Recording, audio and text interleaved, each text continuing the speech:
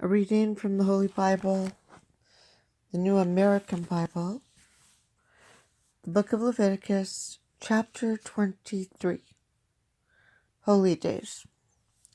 The Lord said to Moshe, "Speak to the Israelites and tell them, the following are the festivals of the Lord, my feast days, which you shall celebrate with a sacred assembly. For 6 days work may be done, but the seventh day is the Sabbath rest, a day for sacred assembly, on which you shall do no work. The Sabbath shall belong to the Lord wherever you dwell." Passover. These then are the festivals of the Lord which you shall celebrate at their proper time with a sacred assembly. The Passover of the Lord falls on the 14th day of the first month at the evening twilight. The 15th day of this month is the Lord's feast of unleavened bread. For 7 days you shall eat unleavened bread. On the first of these days you shall hold a sacred assembly, and do no sort of work. On each of the 7 days you shall offer an oblation to the Lord. Then on the 7th day you shall again hold a sacred assembly, and do no sort of work.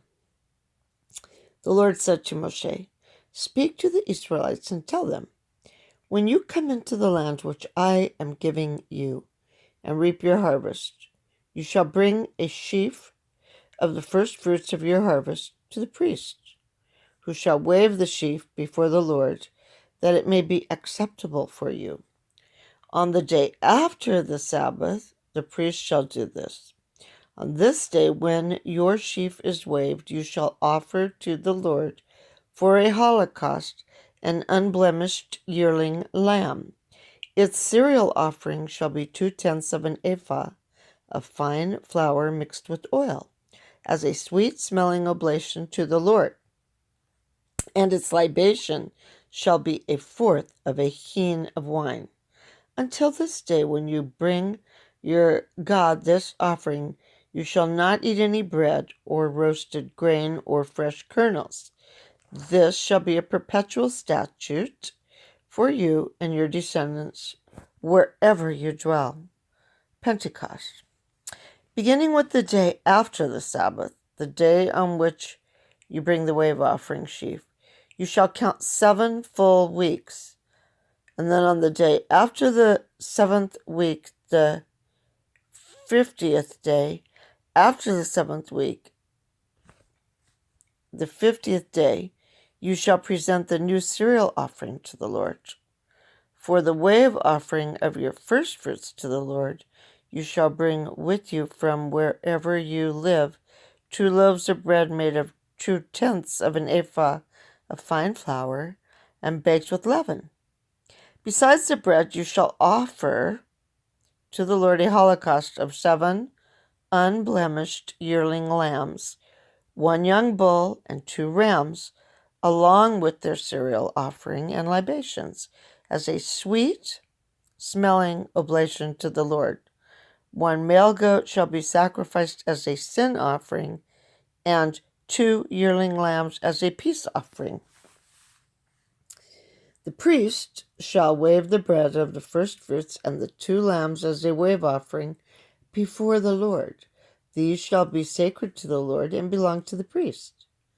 On this same day you shall, by proclamation, have a sacred assembly, and no sort of work may be done. This shall be a perpetual statute for you and your descendants wherever you dwell. When you reap the harvest of your land, you shall not be so thorough that you reap the field to its very edge, nor shall you glean the stray ears of your grain. These things you shall leave for the poor and the alien.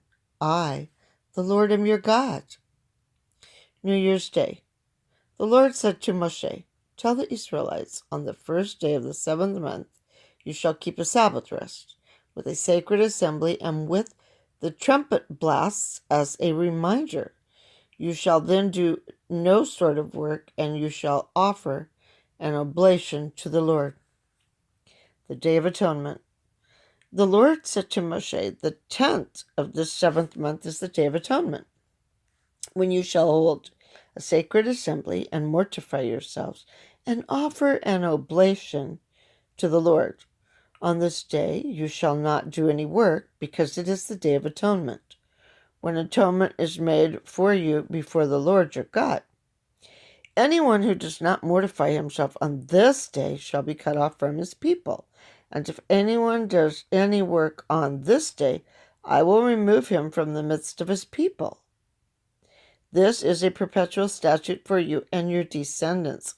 Wherever you dwell, you shall do no work, but shall keep a Sabbath of complete rest and mortify yourselves. Beginning on the evening of the 9th month, you shall keep the Sabbath of yours from evening to evening, the Feast of Booths. The Lord said to Moshe, tell the Israelites, the 15th day of the 7th month is the Lord's Feast of Booths, which shall continue for 7 days. On the first day there shall be a sacred assembly, and you shall do no sort of work.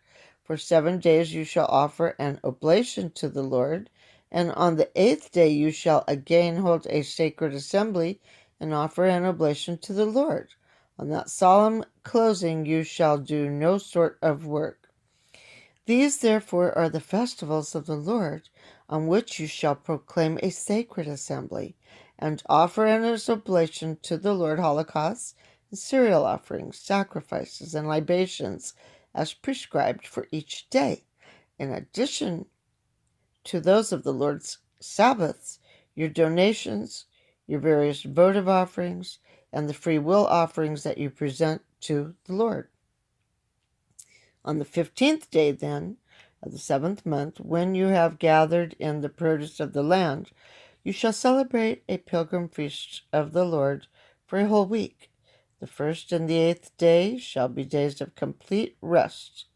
On the first day you shall gather foliage from majestic trees, branches of palms, and boughs of myrtles, and of valley poplars.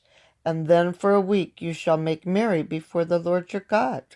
By perpetual statute for you and your descendants, you shall keep this pilgrim feast of the Lord for 1 whole week in the 7th month of the year.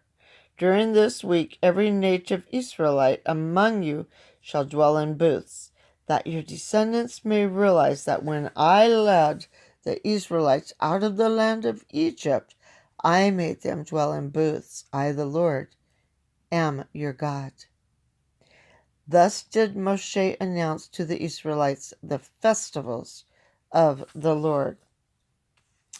Notes pertaining to chapter 23 include 23 verse 11, the Sabbath. According to the Jewish tradition, this was the feast day itself, the 15th of Nisan, which was a special day of rest. However, some understand here the Saturday of the Passover week, or evening the Saturday following it. John 19:31. Now, regarding 23 verse 14, any bread made from the new grain.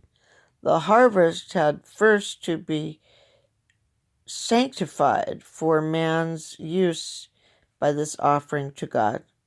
And chapter 23 verse 16, the 50th, from the Greek word for this we have the name Pentecost. See, 2 Maccabees 12:31, Acts 2:1.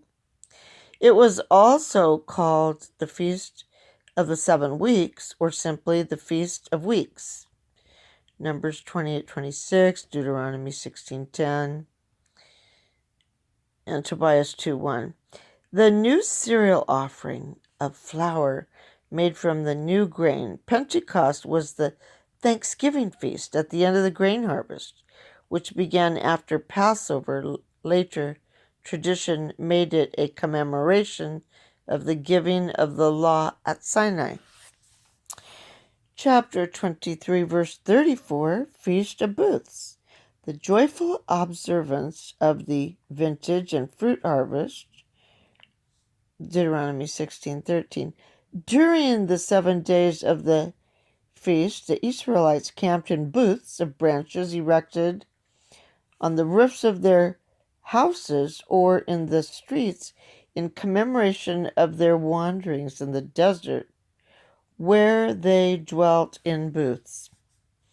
Chapter 23, verse 40, foliage, literally fruit, but here probably used in the general sense of produce, growth. These branches were used for constructing the booths or huts in which the people lived during the feast. Nehemiah 8:15. However, from about the time of Christ on, the Jews have understood this of fruit in the strict sense. Hence, branches of lemons and oranges were carried with the other branches in joyous procession. And that concludes the notes on chapter 23 from the Study Bible. The word of the Lord. Thanks be to God.